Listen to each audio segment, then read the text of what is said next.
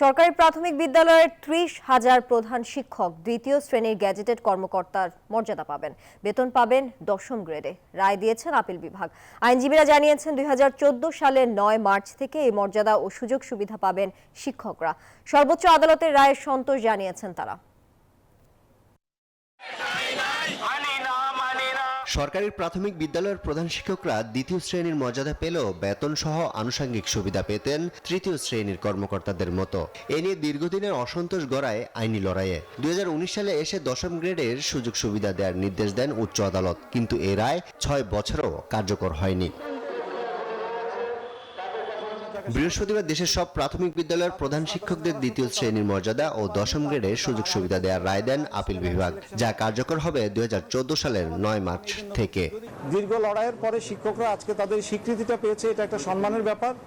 এবং যারা ১১তে ছিল তারাও ১০ পাবে ট্রেন, যারা ট্রেন না, যারা অদক্ষ তারাও ১২ থেকে 10 পাবে। জাতীয় নির্বাচনে এই শিক্ষকরা ভোট এই ঈদে জামা জুতো অ্যাক্সেসরিজের ডিসকাউন্ট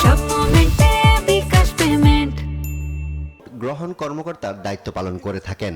বিগত নির্বাচনগুলোতে তাদের ভূমিকা ছিল প্রশ্নবিদ্ধ। রিটকারী আইনজীবীর প্রত্যাশা তারা যেন এখন থেকে সুষ্ঠু ভোট নিশ্চিতে কাজ করেন। অতীতে ওনারা নির্বাচন কর্মকর্তা হিসেবে দায়িত্ব পালন করেছেন, অনেক জায়গায় ভবিষ্যতেও করবেন।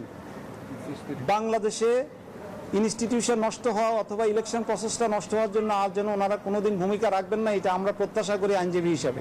আদালতে আসা শিক্ষকরাও ভবিষ্যতে কোনো অন্যায়ের কাছে নতি স্বীকার না করার অঙ্গীকার করেন। আমরা ৫ই আগস্টকে স্মরণ করি, আমরা সেই শহীদদেরকে স্মরণ করি যাদের জন্য আজকে এই দিনটা এসছে। আজকে আমরা এখানে দাঁড়িয়ে কথা বলতে পারতেছি। ২০১৮ সালের ৪ মার্চ হাইকোর্টে এই রিট আবেদন করেন সরকারি প্রাথমিক বিদ্যালয়ের প্রধান শিক্ষক সমিতির সভাপতি সহ ৪৫ জন শিক্ষক। আরিফুল ইসলাম, নিউজ 24, ঢাকা।